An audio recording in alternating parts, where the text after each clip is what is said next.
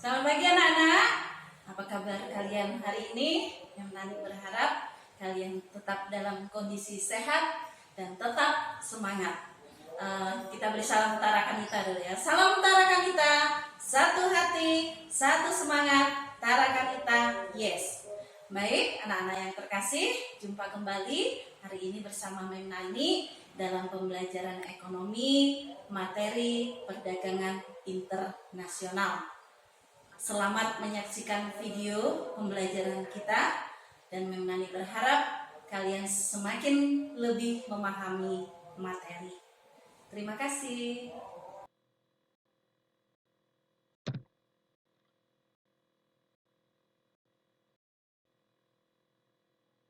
Baik, anak-anak, kita akan melihat terlebih dahulu apa saja yang akan kita pelajari dalam materi kita hari ini. Yang pertama, terkait dengan perdagangan internasional, kita akan mempelajari pengertian dari perdagangan internasional. Kemudian yang kedua, kita akan pelajari juga teori perdagangan internasional. Kemudian yang ketiga, manfaat perdagangan internasional. Kemudian berikutnya yang keempat, faktor pendorong dan penghambat perdagangan internasional. Dan yang terakhir, kita akan melihat kebijakan-kebijakan perdagangan internasional. Kita lihat pengertian dari perdagangan internasional. Perdagangan internasional yaitu suatu proses tukar-menukar atau jual beli barang dan jasa yang terjadi antara dua negara atau lebih. Kata kuncinya di sini, terjadi antara dua negara atau lebih. Ya. Artinya apa? Minimal terjadi antara dua negara. Kalau lebih, boleh. Kemudian dalam perdagangan internasional itu terjadi yang namanya kegiatan ekspor dan juga kegiatan impor. Apa sih yang dimaksud dengan ekspor? Ekspor adalah kegiatan menjual barang dan jasa dalam negeri ke luar negeri. Kata kuncinya di sini, ekspor itu menjual, ya, menjual ke luar negeri. Sedangkan impornya adalah kebalikan, yaitu kegiatan membeli barang dan jasa dari luar negeri. Ini pengertian dari perdagangan internasional.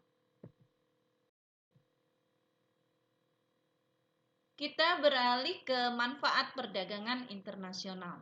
Ada beberapa manfaat perdagangan internasional. Yang pertama adalah memperluas kesempatan kerja. Kemudian yang kedua, meningkatkan kualitas konsumsi.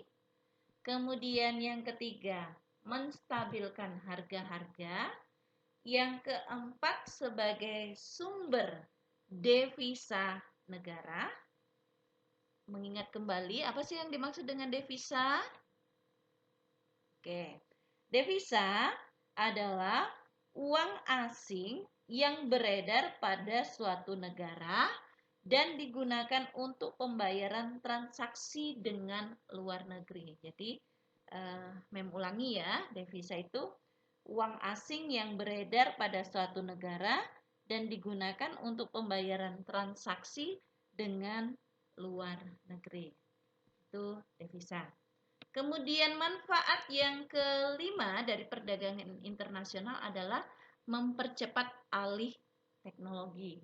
Jadi jangan sampai kita seperti katak dalam tempurung. Kita tidak mengenal negara lain sehingga kita ketinggalan terkait tentang teknologinya. Teori perdagangan internasional. Apa saja teorinya? Ada dua teori perdagangan internasional. Yang pertama adalah teori keunggulan mutlak. Tokohnya adalah Adam Smith. Menurut Adam Smith, perdagangan internasional itu akan memberikan keuntungan pada negara yang dapat memproduksi dengan harga yang lebih rendah dibandingkan harga yang ditetapkan negara lain. Ini menurut keuntungan mutlak. Sedangkan teori perdagangan yang kedua, menurut David Ricardo, beliau mengatakan, meskipun satu negara tidak memiliki keunggulan mutlak dalam memproduksi barang, negara tersebut dapat melakukan perdagangan internasional pada barang yang paling produktif dan efisien untuk diproduksi. Jadi, ada beberapa produk yang dicari adalah yang paling efisien untuk diproduksi. Maka itu yang bisa diproduksi kemudian dijual dalam perdagangan internasional. Sekali lagi, ada dua teori. Yang pertama teori keunggulan mutlak menurut Adam Smith. Yang kedua adalah teori keunggulan komparatif menurut David Ricardo. Kita beralih ke faktor pendorong perdagangan internasional. Ada 3 faktor pendorong perdagangan internasional. Yang pertama adalah perbedaan sumber daya alam. Ketika sumber daya alam satu negara berbeda dengan negara yang lain, maka pasti akan muncul perdagangan internasional. Sedangkan yang kedua, selera. Selera sekalipun kembar, seleranya pasti berbeda ya. Apalagi negara. Negara kita tentunya seleranya berbeda dengan negara lainnya. Kemudian, yang ketiga adalah penghematan biaya produksi. Kenapa kita harus menghabiskan uang untuk memproduksi produk tertentu kalau hasilnya nanti tidak sebaik produk yang kita beli dari luar? Maka sebagai penghematan biaya produksi daripada uang kita habis untuk produksi, hasilnya tidak maksimal, maka lebih baik kita membeli barang yang betul-betul sudah baik kualitasnya. Yang keempat, perbedaan teknologi. Perbedaan teknologi ini juga mendorong perdagangan internasional. Sekarang kita beralih ke faktor penghambat. Kalau tadi pendorong, sekarang faktor penghambat perdagangan internasional itu apa saja? Kita lihat satu persatu. Yang pertama, tidak amannya suatu negara. Kalau suatu negaranya itu tidak aman, ini pasti jelas orang akan berlomba-lomba bagaimana caranya supaya dia bisa menjadi aman gitu ya. Kemudian yang kedua, kebijakan ekonomi internasional oleh pemerintah. Ini juga sebagai penghambat terjadinya perdagangan internasional. Yang ketiga, tidak stabilnya kurs mata asing. Nah, ini membuat kita menjadi bingung, apalagi kalau sekarang nilai rupiah itu mata uang kita, rupiah semakin lama semakin turun. Maka orang-orang yang berkecimpung dalam dunia ekspor impor itu juga pasti mereka akan berpikir panjang bagaimana caranya supaya mereka tidak menjadi rugi. Demikian tadi, ketika negara kita tidak aman, orang juga akan berpikir, saya tidak akan mau menjual barang saya ke negara yang negaranya sedang tidak aman. Lanjut. Berikutnya, kebijakan perdagangan internasional. Kebijakan perdagangan internasional ini meliputi yang pertama adalah kuota. Apa sih yang dimaksud dengan kuota? Kuota merupakan jumlah yang ditetapkan untuk suatu kegiatan dalam satu masa atau suatu waktu tertentu. Jadi pembatasan barang, jumlah barang yang diimpor gitu harus dibatasi. Ini yang dimaksud dengan kuota. Kemudian yang kedua adalah tarif.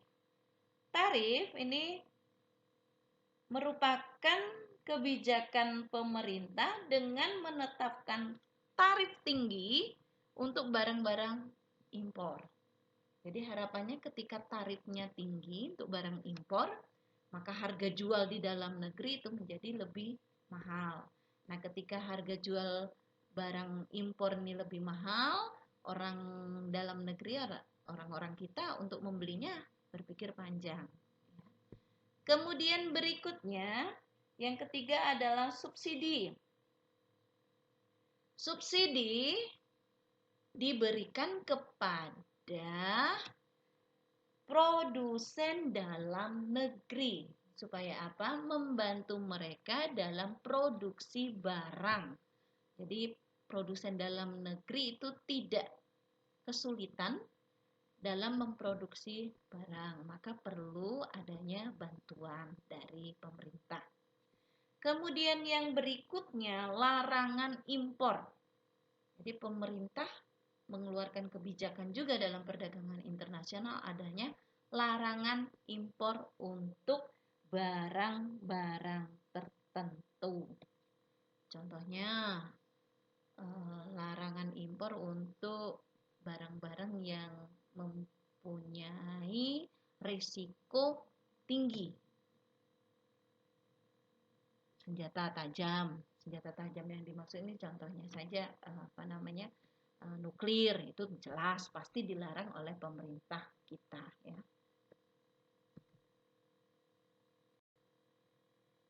Kita lanjut pada kebijakan perdagangan internasional di bidang ekspor. Kalau tadi di bidang impor, sekarang kita beralih ke bidang ekspor. Yang pertama adalah diskriminasi harga. Nih ya, diskriminasi harga adalah suatu tindakan dalam penetapan harga barang yang berbeda untuk suatu negara dengan negara lainnya. Jadi kita mengekspor barangnya sama, tetapi harganya kita buat berbeda untuk negara lain. Contoh, kita jual di Malaysia harganya 10.000. Tetapi kita jual di Amerika harganya menjadi 15.000. Ini diskriminasi harga, ya. Kemudian berikutnya yaitu pemberian subsidi. Ini jelas pemberian subsidi ini ditujukan bagi para eksportir, ya, supaya kegiatan ekspor barang itu lebih lancar. Lanjut. Berikutnya adalah dumping. Dumping merupakan kebijakan yang diambil oleh pemerintah dengan menetapkan harga ekspor lebih murah daripada harga di dalam negeri. Jadi jual barangnya di luar itu lebih murah dibandingkan dijual di dalam negeri. Contohnya, kalau harga barangnya di Indonesia harganya itu 10.000, tetapi ketika dijual ke luar negeri, entah ke Malaysia, Singapura, atau mungkin Thailand, dijual dengan harga 7.000 atau mungkin di bawah 10.000. Lanjut, politik dagang bebas. Nah, pemerintah itu memberikan kebijakan terkait dengan politik dagang bebas. Jadi masing-masing eksportir itu boleh melakukan kegiatan ekspor, tetapi memang bebas di sini tentunya masih dalam batasan-batasan tertentu. Jadi ada prosedural yang harus tetap diikuti. Yang berikutnya adalah larangan ekspor. Ada larangan impor, berarti juga ada larangan ekspor. Pemerintah melarang ekspor untuk bahan-bahan mentah, gitu. Jadi harapannya bahan mentahnya itu diolah dulu di Indonesia menjadi setengah jadi, kemudian baru boleh diekspor ke luar negeri. Baik, anak-anak, ini merupakan kebijakan perdagangan internasional di bidang ekspor. Saya berharap sampai sini Anda menjadi lebih paham. Baik. Wabah COVID-19 berdampak pada perdagangan ekspor impor. Untuk membahasnya, kami telah terhubung dengan Wakil Ketua Umum Kadin, Ibu Sinta Wijaya Kamdani. Selamat sore, Bu Sinta. Bagaimana dampak dari COVID-19 terhadap perekonomian Indonesia, khususnya di sektor perdagangan? Ya, kita melihat ya memang dampaknya sudah mulai terasa dan memang ini sudah dimulai dari sebenarnya kalau sektor pariwisata sudah dari awal ya pada saat wabahnya sudah mulai ada di Tiongkok kan jelas pariwisata Indonesia 2,1 juta datang ke Indonesia ya berdampak sangat signifikan. Tapi kalau kita bicara dari perdagangan, mungkin kita mesti mulai ke manufacturing Indonesia ya. Karena kalau kita lihat manufacturing Indonesia itu kan menggunakan bahan baku dari Cina sangat besar. Nah, saya mungkin bisa share sedikit supply input produksi dari Wuhan dan Hubei. Jadi ini yang berdampak paling besar itu komoditi-komoditi seperti produk dan komponen elektronik, besi baja, mesin, plastik. Ini semua tentu saja terkena dampaknya dan ini yang diimport oleh Indonesia.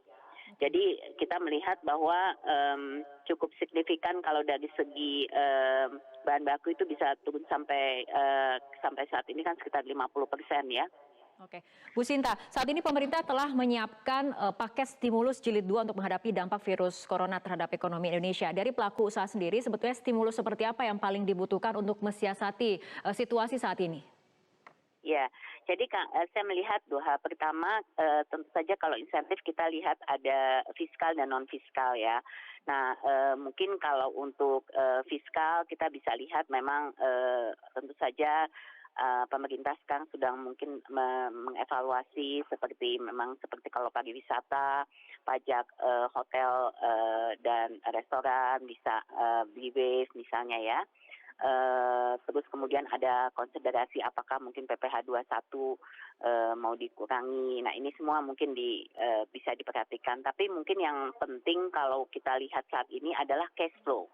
Jadi yang sangat berdampak kan di cash flow.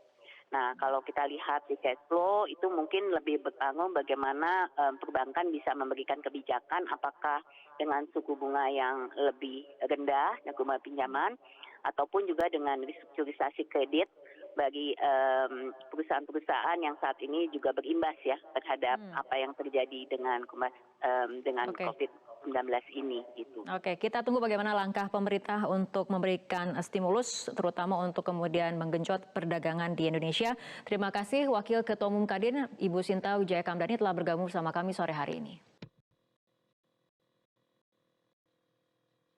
Oke, anak-anak, demikian pembelajaran kita hari ini. Terima kasih karena kalian masih mau belajar bersama Mem Nani, sekalipun memang kita tidak bisa bertatap muka secara langsung. Jaga kesehatan, tetap semangat, salam sehat untuk kita semua, tetap berada di rumah, dan sampai bertemu kembali. Bye-bye.